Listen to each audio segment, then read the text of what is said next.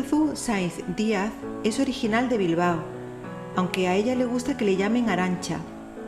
Es madre de 4 hijos y concilia su vida como madre con el importante papel de atender a los pacientes en el Hospital Quirón Salud del Sagrado Corazón, teniendo en ocasiones que actuar como intérprete con aquellos que no hablan español.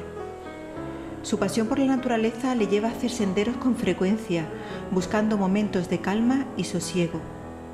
Tiene una manía muy peculiar, aunque quizás no tan extraña entre otras personas que van apuradas de tiempo. ¿Sospechas cuál puede ser? Pues en la entrevista sabrás de qué se trata y conocerás otros detalles muy curiosos. Arantxa, buenas noches. Buenas noches. Bienvenida a este programa de la vida del psicólogo. Muchas gracias. Un placer tenerte aquí con nosotros. El placer es mío. Tú no sé si sabes que rompes un poco el esquema de los profesionales que buscamos. Sí. Porque cuando empezamos la vida del psicólogo hablábamos de profesionales de la salud y algunos espectadores pueden pensar al principio, ¿y esta profesional qué hace aquí? Pero seguro que nos vas a sacar de dudas. Escuchábamos en la voz en off que eres de Bilbao. Sí. Pero cuando los espectadores te empiecen a escuchar van a pensar, esta chica parece que no tiene acento de Bilbao. ¿Cómo nos explicas eso? De Bilbao, pero el acento, no sé si no es andaluz del todo, pero es un acento un bueno, poquito es andaluz, depende de con quién esté. Pero bueno, yo llevo ya en Sevilla desde los 7 años y en Andalucía desde los 5. Entonces yo soy andaluza por los 4 costados. Ajá. Lo único que, bueno, por el trabajo de mi padre, yo nací en Bilbao en el año 80, mi padre es ingeniero de obras públicas y le tocaba ir viajando, pues dependiendo de dónde estuviera el tajo. Ajá. Y me tocó allí, entonces soy vasca, pero solo lo pone en el DNI, aunque mi nombre también es patrona de Guipúzcoa, en honor un poco a los orígenes de mi nacimiento allí, pero he vivido más en Andalucía que en cualquier otra parte, o sea que... Sí, es verdad, porque te hemos llamado Arantxa, pero Sí. tu nombre en el carnet es Aránzazu. Aránzazu. ¿Alguien te llama así? Mi padre cuando se enfada. Eso es muy típico, ¿verdad? Sí, sí, pero casi todo el mundo me llama Arantxa. Aránzazu, digamos, es el nombre de la Virgen como tal, Arantxa es el diminutivo. Ahora ya eso ha cambiado porque antes, si te llamabas Aránzazu, te podían llamar Arantxa, pero Arantxa secas no. Y ahora ya te pueden bautizar Arantxa obviando Aránzazu, o sea que ya no hace Aránzazu, Arantxa, Arantxa, Aránzazu, ya puede haber de las dos cosas. Pero bueno, Arantxa, porque O sea, estamos nombre, entre amigos. Un nombre muy peculiar allí en Euskadi, ¿no? Bueno, allí es como si aquí fuera, yo qué sé, Macarena o Rocío, porque es la patrona de Guipúzcoa. O Consolación en Utrera, por ejemplo. O Consolación en Utrera, efectivamente. Allí las hay a patadas. Allí dices Arantxa y salen 40. Aquí, sin embargo, cuando oigo Arantxa es como, ¿soy yo? Soy yo. A veces sí, a veces no. Bueno, buenas noches a todos. Otro programa más de la mirada del psicólogo. Como decíamos al principio, Arantxa Aránzazu, como pone en su carnet de identidad, es una profesional de la salud, pero no al estilo de como hemos traído a otros profesionales aquí a este programa. Seguramente iréis, con el paso de la entrevista, iréis comprobando por qué la hemos traído, porque tiene bastantes cosas que aportarnos en el día de hoy. Y Arantxa, tú nos decías antes fuera de cámara que eres una camaleona lingüística. ¿Esto qué significa? Sí. Bueno, pues a colación de lo que hablábamos antes del tema de los acentos, yo tengo mucha facilidad que se me pegue el acento en el lugar donde estoy. Y parece ser que me pasa lo mismo con los idiomas, porque desde muy pequeñita he tenido habilidades a la hora de aprender idiomas. Yo empecé a hablar muy pequeña, yo no levantaba un palmo del suelo y hablaba perfectamente. Entonces mi madre y mi padre, que se dieron cuenta con muy buen tino, dijeron, vamos a sacar partido de esto y que la niña estudie algo de idiomas. Y desde muy pequeñita he estado estudiando inglés y muy rápidamente cogí fluidez y todo. Entonces soy un poco camaleón lingüístico, porque allí donde voy como que se me pega. Entonces, que me voy a Inglaterra, termino hablando inglés. Si me voy a Alemania, termino hablando alemán. Lógicamente hay que estudiarlo. Eso es importante. Sí, pero sí tengo esa facilidad a la hora de los idiomas, que todo el mundo dice, qué envidia, qué bien, qué rápido lo cogen. Es un poco el don que yo tengo y por eso un poco mis derroteros profesionales vimos que podía tener algo de futuro por ahí y de ahí viene todo mi tema con los idiomas. Es curioso que hables del don, porque hay personas que les cuesta trabajo hablar de sus capacidades, de sus habilidades, y tú lo dices abiertamente, oye, pues tengo una habilidad para aprender idiomas, ¿por qué no decirlo? Exacto. Si la tienes. Para una que tengo, decirla, ¿no? Tendrás más, supongo, claro. Seguramente. Bueno, hablabas de cuando vas a los sitios que te resulta fácil entender el idioma y tú dices estudiándolo. Importante decir eso, y importante también decir, Arantxa, te pregunto, ¿con los idiomas se te abren más puertas a nivel laboral? Porque la gente insiste mucho, si no estás con ningún trabajo, estudia un idioma, porque eso te puede abrir puertas. ¿Eso es verdad o es un mito y después te encuentras personas con 5 idiomas y no tienen trabajo? Hombre, eso es verdad. Ya hoy en día, tal como está la situación, cada vez más gente sabe idiomas y entonces ya no es a lo mejor tan valorable. Pero sí que es verdad que es básico. De hecho, ya nosotros estamos viendo que en la educación de nuestros niños prácticamente todos los colegios ya tienen bueno, pues el tema de la educación bilingüe. Casi todos los niños, el que más, el que menos, ya está relacionándose con el inglés desde muy pequeñito de manera obligatoria, porque en el sistema educativo está así. Pero sí que es verdad que es un punto a favor a la hora de poder tomar una trayectoria profesional. El inglés es un idioma que es común en muchos ámbitos, prácticamente el idioma universal. Aunque Todos nuestros políticos lo hablan. Sí, efectivamente, más de uno, más de uno. Y sí que es verdad que te abre puertas del futuro. Lo que pasa es que es importante no solo decir yo sé hablar inglés, sino estar un poco especializado a la hora de manejarlo, como es en mi caso, y tener un segundo idioma. Siempre va a haber un idioma que hables mejor que el otro cuando tienes varios. Es imposible hablar 5 o 6 idiomas perfectamente. Siempre hay unos cuantos que son tus idiomas estrellas y con los que más te puedes manejar. Pero, por ejemplo, en mi caso, yo he llegado a desarrollar la profesión que a día de hoy tengo gracias a los idiomas y llego a estar en el sitio que yo quería estar trabajando gracias a los idiomas, casualmente. ¿Qué es cuál? Cuéntanos. Pues en el ámbito de la salud, porque bueno, yo de siempre he tenido un interés importante por la medicina. De hecho, me hubiera gustado ser médico, pero... ¿Esto es en primicia o ya lo saben? No, eso lo sabe más de uno. Mi padre lo sabe bien. Lo que pasa es que, bueno, malas decisiones que toma uno cuando te preguntan ciencias, letras, y mira, Manolo, yo tenía a mi padre hasta en la sopa porque él es muy científico, al ser ingeniero, matemática, física, química, y estaba todo el día dándome clases, queriendo verme los apuntes, y yo estaba harta. Entonces llegó un momento que cuando me dijeron ciencia, letras, dije letras puras. Me lo quito de en medio, el pobre, entonces tiré por el derrotero de las letras, pero siempre me quedó ahí un poquito la cosa de... Tenías la espinita, ¿no? Sí, tenía la espinita de la ciencia, en concreto de la medicina, y pude encajar al final porque dentro de mi profesión, de mi carrera, que yo estudié traducción e interpretación, te puedes especializar en diversos temas, aeronáutica, literatura, informática o medicina. La traducción de textos médicos, la intervención un poco, pues bueno, en congresos médicos y demás. Entonces me fui acercando un poquito por ahí porque era lo que me llamaba la atención. Además, relativamente sencillo porque hay muchos términos en inglés y en otros idiomas que son comunes, porque en la medicina se usa mucho el latín y todos tienen ese origen. La raíz, ¿no? La raíz latina, efectivamente. Y bueno, aunque he hecho de todo, pero siempre he intentado seguir un poquito la vía paralela de la medicina en cuanto a traducción de textos, o si podía ir a un congreso, pues allí que iba para no desligarme y combinar las dos cosas que me gustaban, que era idiomas y el tema de la salud, en concreto de la medicina, y ahí estoy a día de hoy. Esto es muy interesante porque hay personas que, bueno, se obcecan con un sueño y cuando no pueden cumplir ese sueño, pues, bueno, se disparan hacia otro muy, muy lejano.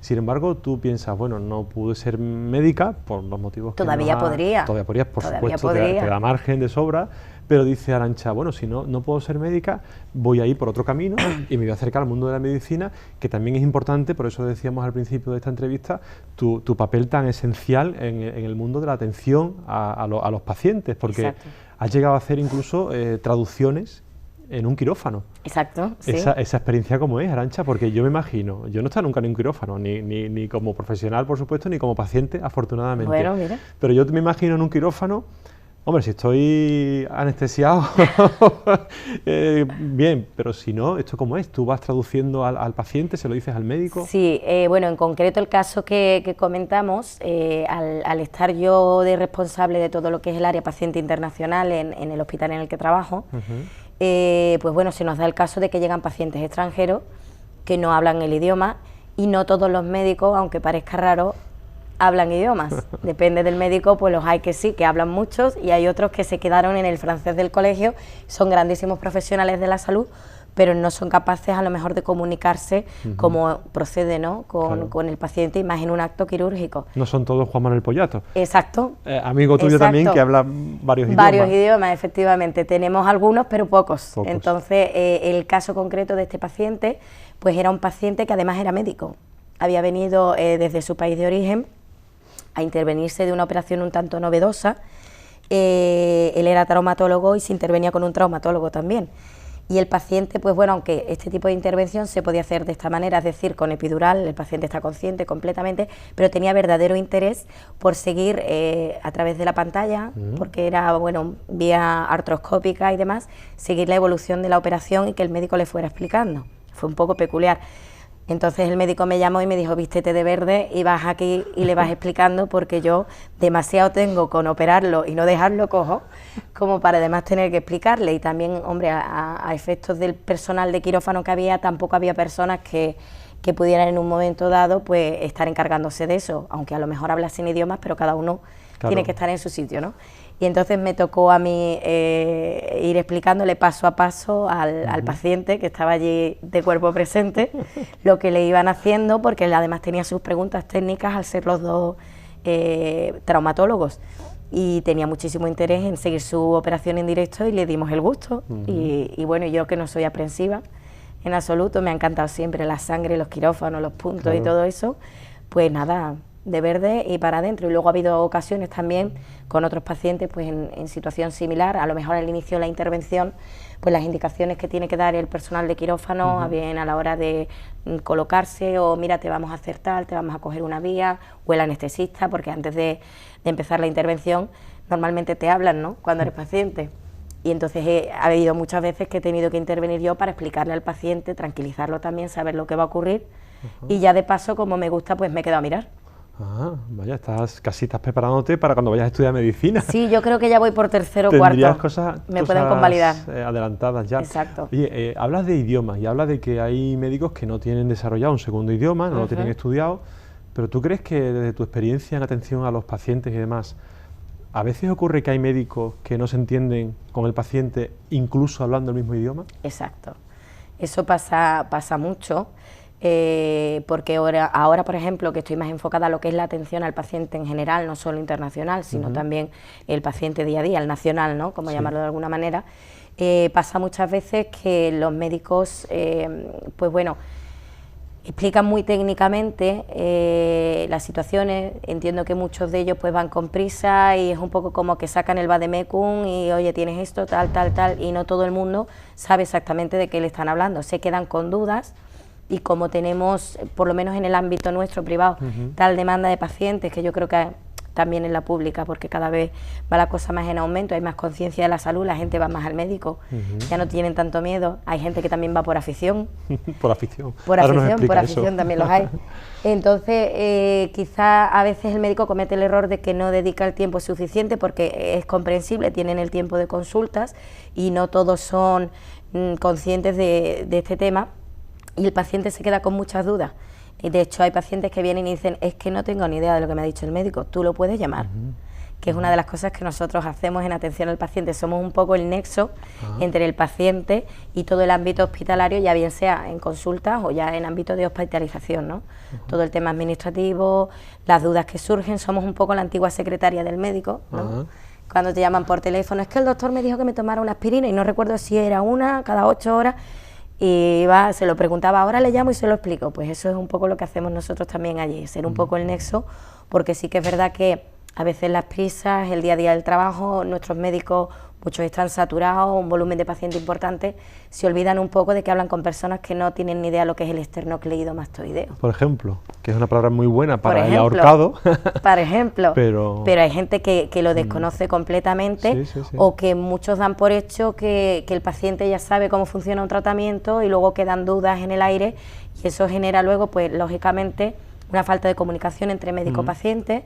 Hay pacientes que necesitan pues realmente que se les aclare la información, y esa es una de las cosas que hacemos nosotros en atención al paciente, aunque también le tiramos de la oreja a los médicos para que hablen en castellano. Hombre, eso en castellano y desde las emociones, porque prácticamente hablábamos de idiomas, pero claro, lo primero es conectar con el paciente. Es muy difícil que un paciente en cualquier ámbito de la salud lleve a cabo lo que tú le estás prescribiendo si no de verdad no llegas a esa persona. Entonces, aparte de idiomas, que eso es importante, estoy de acuerdo contigo, pero también hay esa parte del idioma emocional, del idioma del afecto, Exacto. que es muy olvidado, ¿no? Porque en la carrera, en medicina, en psicología incluso, Arantxa también, ¿no te creas que hay una formación orientada hacia que el profesional empatice con la persona? Eso parece que tienes que venir ya vestido de casa. Exacto. Como si o lo tienes o no lo tienes. O no lo tienes. Pero si tú estudias esa carrera, si no lo tienes, tienes que desarrollarlo. Porque a mí me parece que eso incluso es casi más grave que no saber inglés o no saber otro idioma, ¿no? Por supuesto. Es fundamentalísimo, bajo mi punto de vista, en cualquier profesión, pero mucho más en el ámbito de la salud, tener vocación. No solo decir a mí me gusta, en este caso la medicina, por los entresijos del cuerpo humano, la versión científica, sino no nos podemos olvidar que estamos trabajando con personas en situaciones complicadas. Uno cuando va buscando la ayuda de un profesional de la salud es porque tiene un problema, de la índole que sea. Entonces, estamos ante personas en situación de vulnerabilidad y necesitan el apoyo y, sobre todo, confianza. Porque ya antiguamente, bueno, si lo ha dicho el médico, lo haré. Ahora ya hoy en día busco otro médico porque no me ha quedado claro, porque no he llegado a conectar, o por ese trato que estábamos hablando. Existe la versión del trato y el tratamiento, ¿no? El tratamiento se saca de la facultad, lógicamente te enseñan qué tipo de medicamento hace falta para esta patología, qué tipo de terapia para este tipo de pacientes, pero ¿y el trato dónde queda, no? Entonces es algo importantísimo porque tú tienes la salud de esa persona en tus manos y el paciente tiene que saber que puede confiar al 100% no solo en los conocimientos científicos, sino que de verdad para él eres algo más que un número o que un incremento en una facturación o que otro paciente más de los miles que veo. Entonces pasa mucho que se pierde un poco la humanidad en ese sentido y eso genera que no demos un servicio de salud completo, porque la parte científica está, por supuesto, es indudable. La pericia, ¿no? Por ejemplo, que puede tener un quirófano, ser un hacha operando, ¿no? Pero si luego ni te acuerdas cómo se llama el paciente, ni vas a verlo después de la intervención, ni cuando va a consulta para seguimiento se acuerda y yo te he operado a ti, ¿de qué? Ni lo relajas antes, como tú decías, lo relajas, ¿no? antes, efectivamente. Esa fase tan importante del preoperatorio, donde se le da información, se le calma, se le tranquiliza. Oye, tú decías antes que eres el nexo entre el cuerpo médico y lo que son los pacientes. ¿A veces te ha costado eso, algún tipo de tensión con tus compañeros de trabajo? Porque te han llegado a acusar de decir, oye, perdona, tú trabajas aquí, ¿cómo que te pones del lado de un paciente? Sí. Bueno, a ver, es complicado porque el nexo, a veces en cuestiones cotidianas del día a día, oye, necesito un informe, oye, no me ha quedado claro, tal, depende del médico, te responden muy bien. Depende del médico, eres muy pesada, ya te lo mandaré, o pides un informe que te están solicitando y te dicen, ¿y para qué lo quieres? Digo, hombre, entre otras cosas porque es de los primeros derechos que tiene el paciente, ¿no? Tener acceso a su historia clínica. Entonces depende mucho también del tipo de profesional con el que tengamos que trabajar. Normalmente en mi ámbito sí tengo que decir que nosotros tenemos un equipo médico que pincha muy poco en ese tema. A ver, los hay de todos los colores porque son muchos, pero la mayoría sí son gente accesible y mantienen este espíritu que estábamos hablando antes, ¿no? El problema llega cuando el paciente pues no está conforme con la situación o ha sucedido cualquier tipo de incidencia durante el tratamiento, hospitalización o incluso fallecimientos, ¿no? Porque en un hospital son cosas que ocurren. Entonces, ni todos los pacientes están contentos, ni todos los médicos están contentos. ¿Te ha tocado dar una noticia incluso a familiares? Sí. ¿Y eso cómo lo haces? Eso es muy complicado porque además yo sí que no estoy preparada desde el punto de vista, digamos, un poco a nivel de mi preparación y de mi formación, ¿no? El tener que dar una mala noticia a una persona en concreto o a un familiar.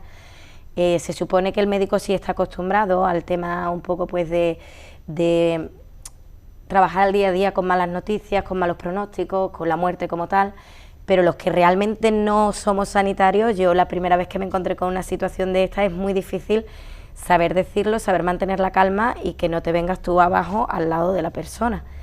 Entonces ahí es un trabajo importante de mantener las emociones fuera sin perder la empatía, porque lógicamente tú no puedes llegar a un paciente y decirle tiene usted un cáncer terminal y quedarse ahí, pero tampoco puedes ponerte a llorar con él, Claro. Porque lo que hay que intentar en ese momento pues es tranquilizar, es animar, si el caso, por ejemplo, en un fallecimiento, pues dar el pésame, que es difícil, cuando además estás dando el pésame justo en el momento que acaba de suceder, que no es una cuestión cuando uno vaya después al tanatorio, parece que se ha sentado un poco, y cuando además tú eres una persona para ellos que... Desconocida, claro. Sí, porque ni eres médico, ni eres enfermera, ni eres familia, entonces, ¿tú qué haces aquí, no? Eso me ha pasado mucho en el ámbito internacional.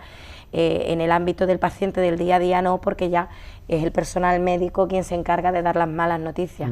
Pero sí me ha pasado en el ámbito internacional. ¿Recuerdas algún caso concreto, Arantxa? Sin decir nombres, pero ¿recuerdas algo que te impactara? Sí, recuerdo un caso, además reciente, pues una mujer joven, además muy joven, que bueno, sufrió un infarto masivo, y la pareja pues no hablaba absolutamente nada de español, eran alemanes, aunque residían aquí en España, pero él no hablaba absolutamente nada de español. Entonces el médico responsable de UCI me llamó a mí por teléfono para localizar al familiar e informarle de la situación. La señora falleció, bueno, tuvo el infarto, pero estuvo conectada y demás porque era buena candidata para donación de órganos, e intentamos esa vía, cosa que también había que explicar a la familia que no estaba ni siquiera en España. Entonces me tocó a mí localizar al marido, en este caso, y por teléfono él, como... En alemán, ¿no? En alemán, efectivamente, él como en ningún momento había sido consciente de la gravedad de la situación, porque cuando ocurrió no hubo quien le explicara qué estaba pasando, pues cuando yo le llamé por teléfono incluso pensaba que le llamaba para ir a recoger a su esposa. Entonces, claro... Viva, ¿no? Viva, sí, porque se iban ya. Entonces, claro, yo por teléfono esa noticia no se la iba a dar. Le emplacé a que viniera al hospital lo antes posible, vino con toda la calma del mundo porque no se imaginaba para nada la situación, y lo primero que hizo fue preguntarme, ¿está todo bien? Y claro, yo hasta que no hablara con el médico, aunque yo ya sabía lo que había acontecido, no soy yo la persona indicada para dar esa noticia sin tener un profesional de la salud al lado. Entonces, cuando fuimos a hablar con el médico, bueno, yo ya me había empapado de toda la situación para explicar cuál había sido la evolución, para saber decir ciertas palabras en alemán que no son de uso normal, ¿no? Como es una fibrinólisis y ese tipo de cosas, y explicarle un poco cuál había sido el procedimiento, porque además el hombre era totalmente ajeno a la situación que había ocurrido. Intentar también enfocarlo de manera que consiguiéramos esa donación de órganos. Porque bueno, cuando una vida se va, si podemos dar más vida, los profesionales de la salud siempre vamos a hacer todo lo posible para que se pueda hacer, ¿no? Entonces me tocó explicarle a mí el tema. El hombre reaccionó además de una manera inesperada y muy violenta, porque de hecho él me miraba a mí, no miraba al médico, porque el médico hablaba, pero se centró en ti. Claro, era la persona que le estaba hablando y que le estaba dando la noticia, ¿no?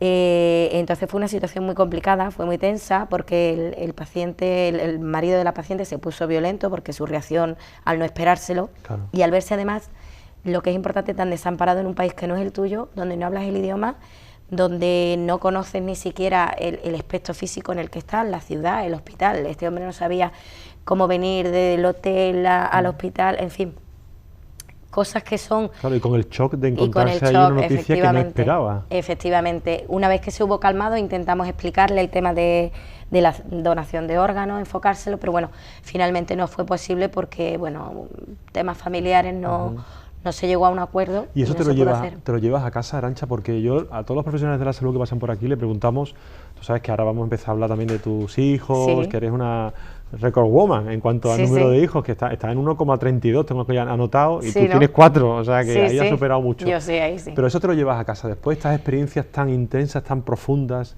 ¿eso cómo lo haces? ¿Lo dejas ahí y tú cierras la puerta, dejas tu ropa de trabajo, te vuelves a casa y tú dices, ahora vuelve Arantxa, la mamá, Arantxa, la hija, Arantxa tal? ¿O te llevas algo y estás en casa y dices tú, todavía me estoy acordando de este hombre? ¿Cómo lo haces? ¿Eres capaz de establecer una línea de separación? Es complicado. Además, yo creo que, aparte que es difícil establecer una línea de separación, incluso no es bueno hacerlo.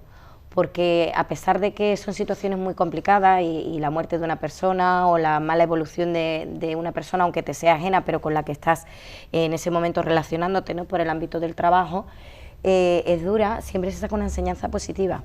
Entonces yo me dejo la parte fea, por ejemplo, pues la de ver a la persona fallecer o la de ver al familiar sufrir, pero me quedo con la parte positiva para valorar lo que yo tengo y la suerte que yo tengo o que tienen otras personas que afortunadamente pues no están en esa situación o están en una situación mucho mejor, ¿no? Entonces sí me gusta contar estas experiencias en casa, más que nada porque son un poco una lección de vida.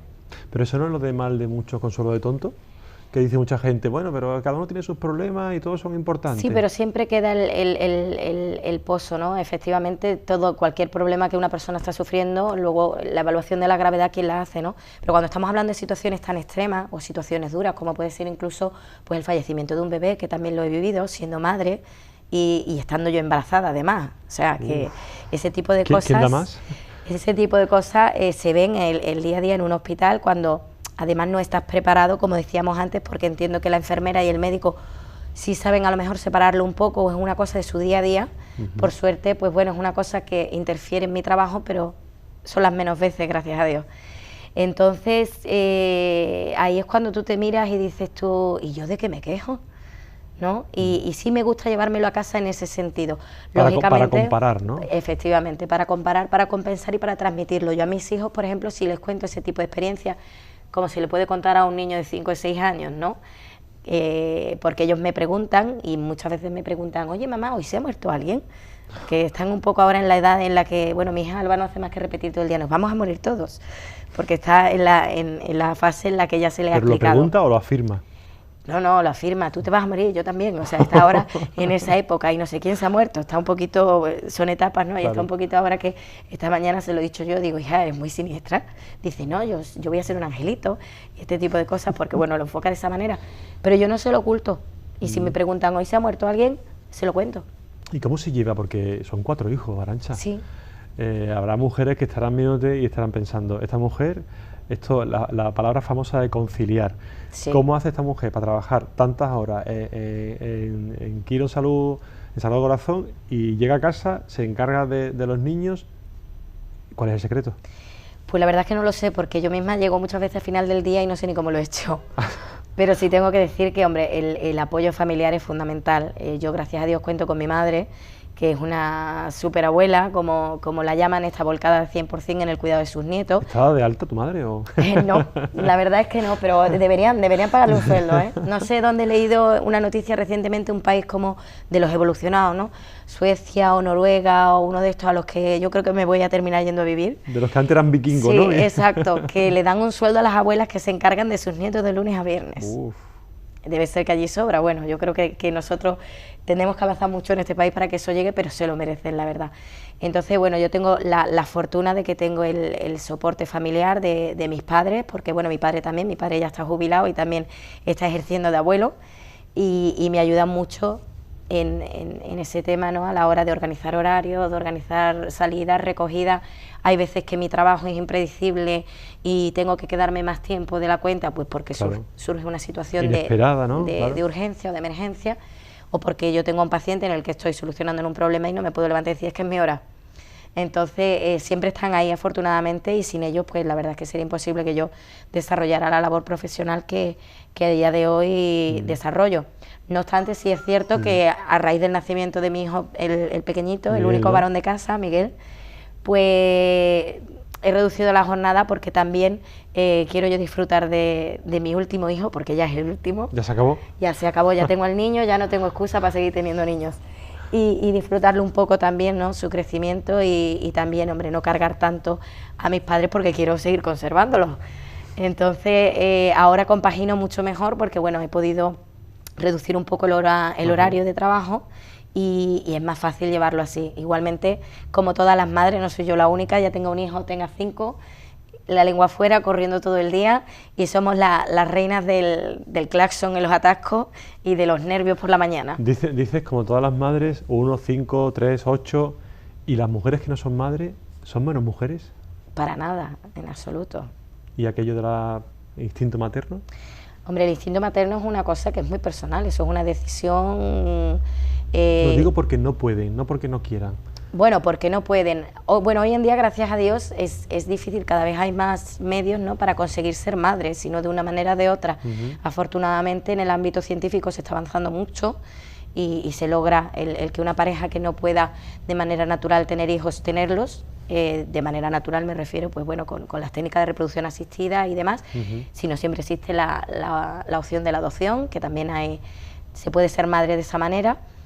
Entiendo que no se es menos mujer por eso. Madre no es solo la que vive un embarazo, la que sufre un parto, madre es la que está, madre es la que cría, madre es la que acompaña y madre es la que siente al hijo.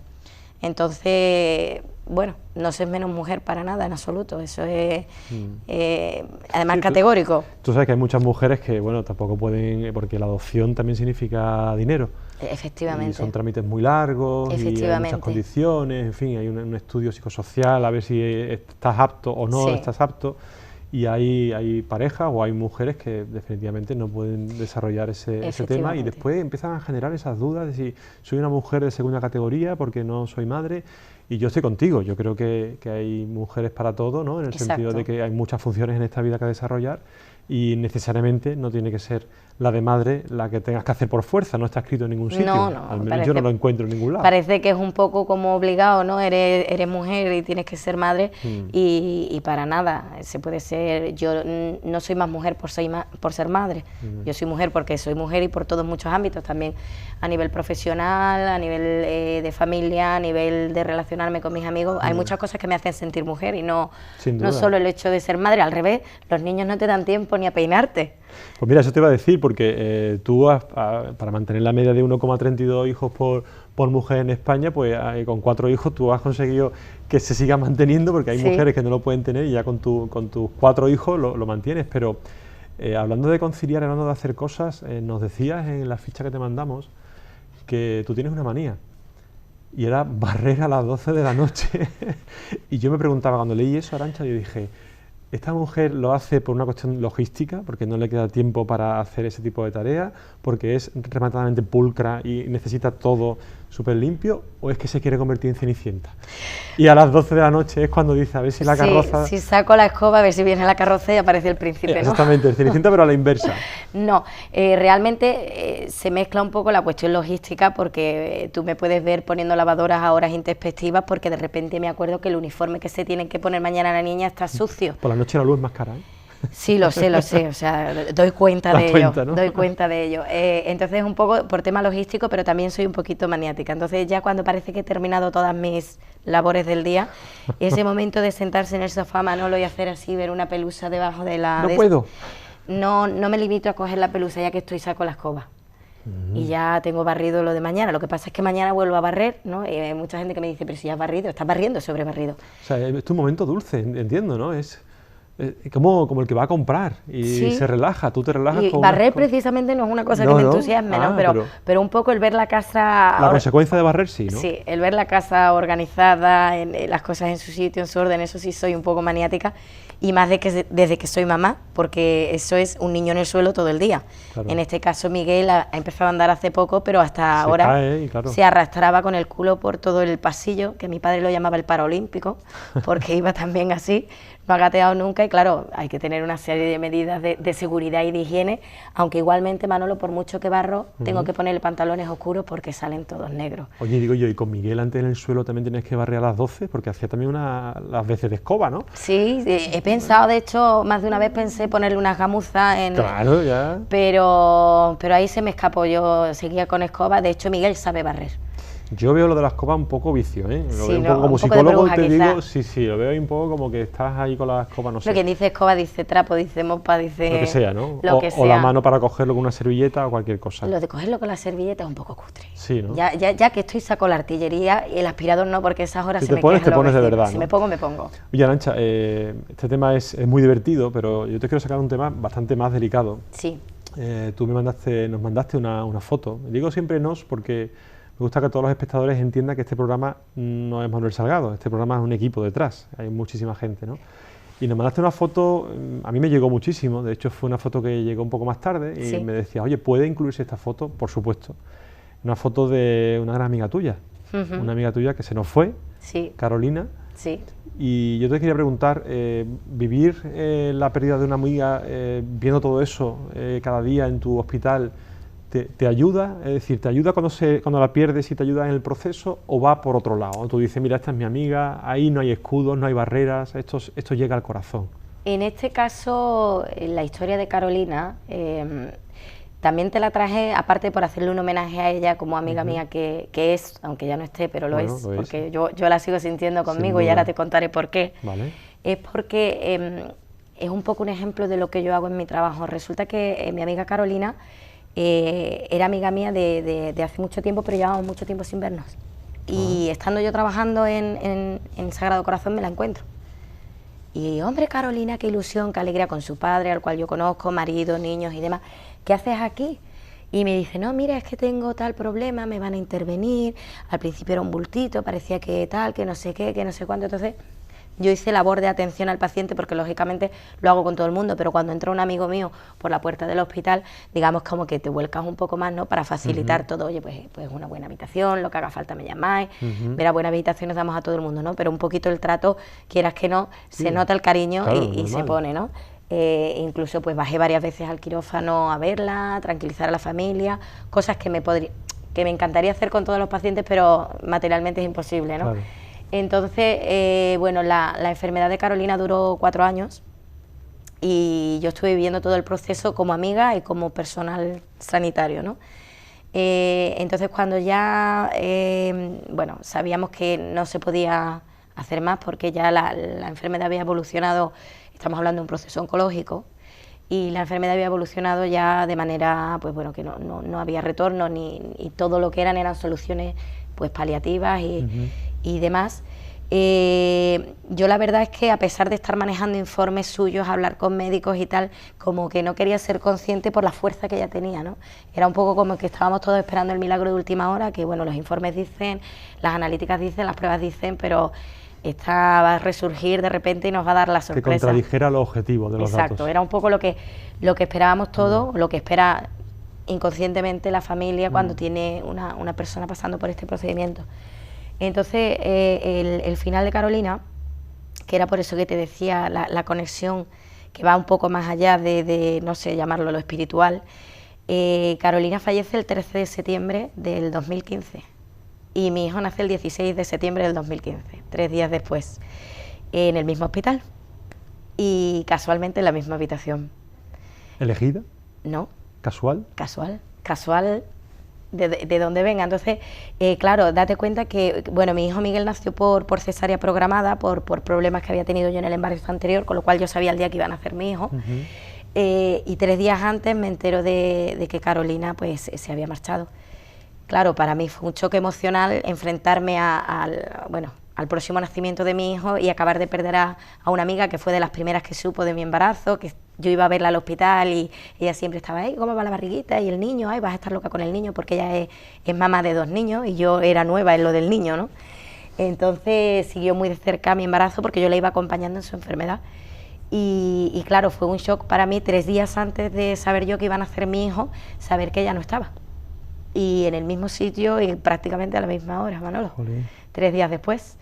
Y al contrario de hundirme, yo me acuerdo que cuando yo entré en el quirófano, que tenía mis miedos, lógicamente, yo noté paz porque yo iba pensando, por supuesto, en mi hijo, en que saliera todo bien, bueno, en la alegría de recibir un nuevo ser en la familia, pero la tenía muy presente y la tuve muy presente todo el tiempo que estuve allí. De hecho, a día de hoy la sigo teniendo presente todos los días. Si pudiera haber madrina de honor en el más allá, ella sería la madrina de Miguel, porque estoy convencida de que estuvo allí con nosotros, que todo salió bien, gracias a Dios. Y la casualidad, oye, de empezar yo, mi hijo, su nueva vida en el lugar donde ella terminó la suya. Pero yo estoy de acuerdo contigo, porque muchas veces cuando hablamos así de las personas queridas que ya no tenemos, hay otras personas que, bueno, que a lo mejor no se trata de creencia en el sentido religioso del término, ¿no? Sino de entender que las relaciones con las personas van más allá de lo carnal, más allá de lo físico, y hablamos de otras dimensiones, ¿no? Y bueno, hay personas que directamente entienden que se acaba la vida y aquí hay otra cosa mariposa, pero bueno, tampoco está de más que tú entiendas que hay una conexión distinta con Carolina y con otras personas que supongo yo que también te faltarán, ¿no? Yo creo que eso es importante. Sí. La verdad es que la historia es muy bonita. Sí, que es muy bonita. Es muy bonita. Por eso quería contarla. Pues bienvenida a esa historia y queda reflejado ese homenaje ese homenaje a esta gran amiga tuya, que se lo merecía, sin duda ninguna. Toda una luchadora. Oye, hablando de homenajes, te pedíamos una canción, te hacíamos varias preguntas y tal, y tú hablabas de la canción de Alejandro Sanz. Sí. ¿Te acuerdas o no?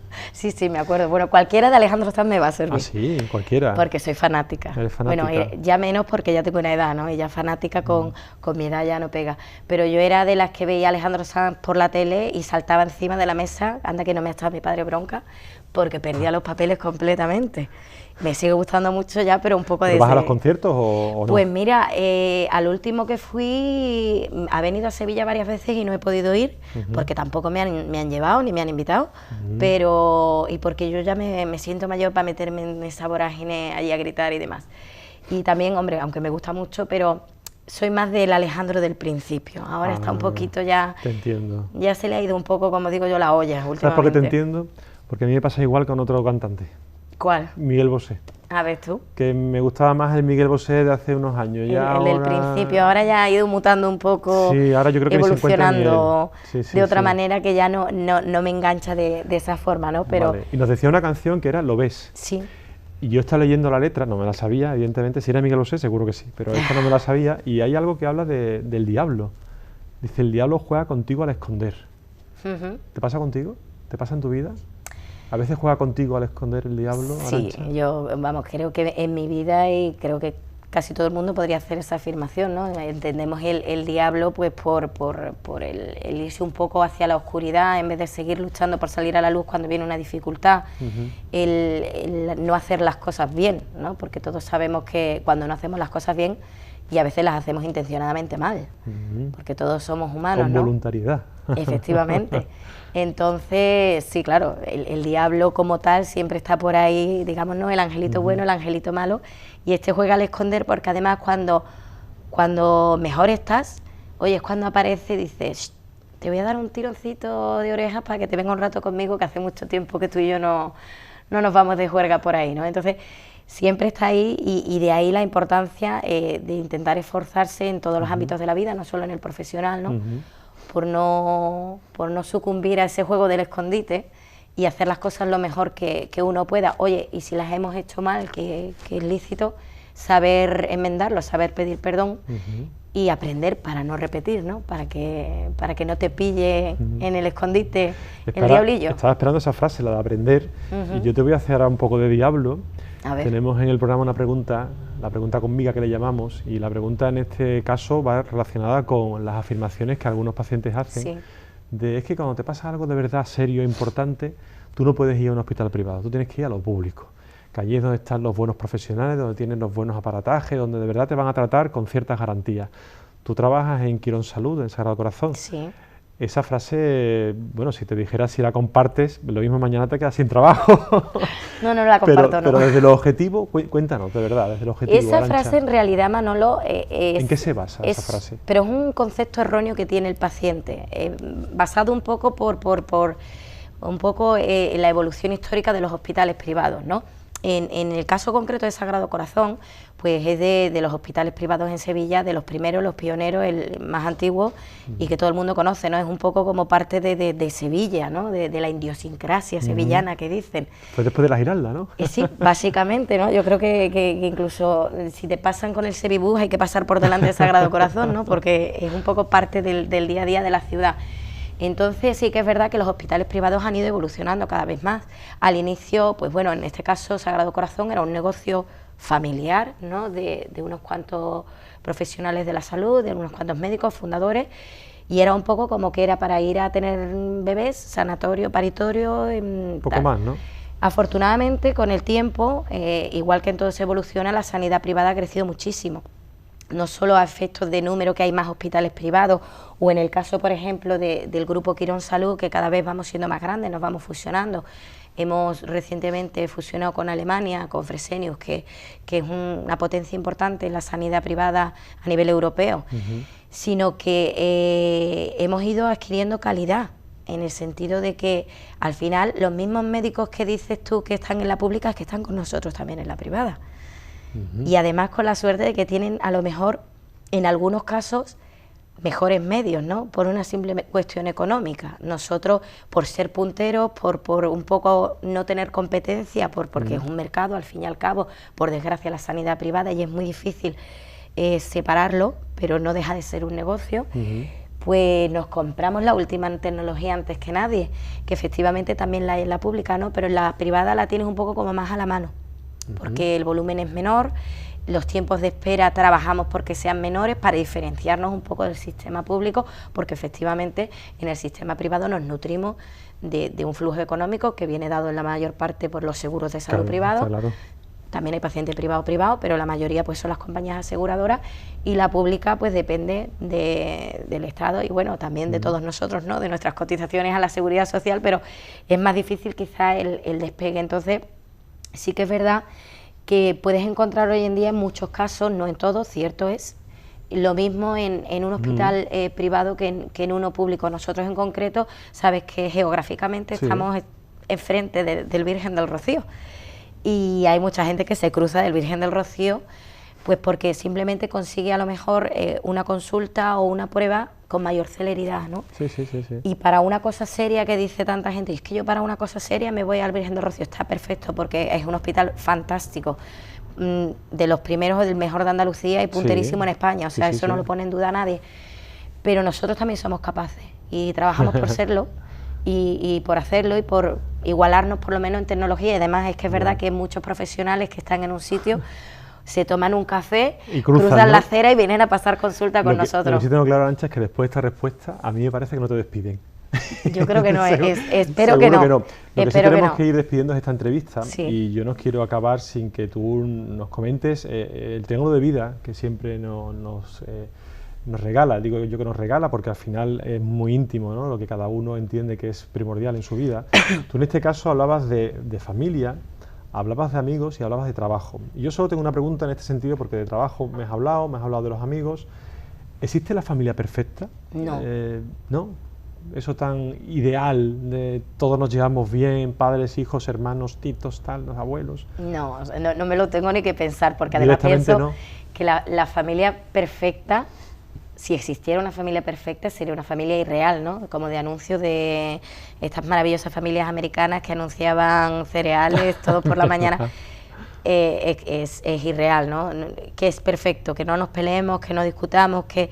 Entonces no, porque lógicamente la familia es una piña, todos vamos a una, pero cada persona, cada ser que forma parte de la familia es un ser individual, ya tenga 15, 20 años o incluso 3, ¿no? Porque cada uno tiene su carácter, cada uno tiene sus necesidades, sus prioridades, y no estamos todos de acuerdo por ser parte de la misma familia, ¿no? Entonces la familia perfecta no existe, además yo no la quiero, porque qué aburrido. Sería monótono, ¿verdad? Sería monótono. Lo bien que está discutir un domingo delante de un buen plato de paella con tu padre de política. Vale, pero discutir que no pelear, ¿no? Buen rollo. Pero lógicamente en la convivencia, porque además con quien más convives estrechamente en tu día a día es con tu familia, surgen roces, hay cambios de opiniones, distintos puntos de vista, lo que hay que saber gestionarlo para que la familia siga unida y aunque no sea perfecta, se pueda decir siempre: tengo a mi familia, cuento con mi familia y mi familia es indestructible, que eso es distinto. Y que podamos siguiendo comiendo el arroz en ese momento, ¿no? Comiendo el arroz, aunque a alguno se le haya atragantado un poquito, pero bueno, que se acabe el plato por lo menos y postre. Ha sido un placer, Arantxa. Tenemos aquí el cuadro que nos acompaña tantas veces, un cuadro para ti, es un detalle de nuestra pintora Toñi de la Rosa. Precioso. Que siempre nos acompaña con nosotros en este programa, igual que Muebles Climen, que es la tienda de muebles que nos decora este plato para que podamos hacer este me gusta a mí para mi salón. Este programa, ¿te gusta para tu salón? Sí, además estoy viendo que se barre fácilmente.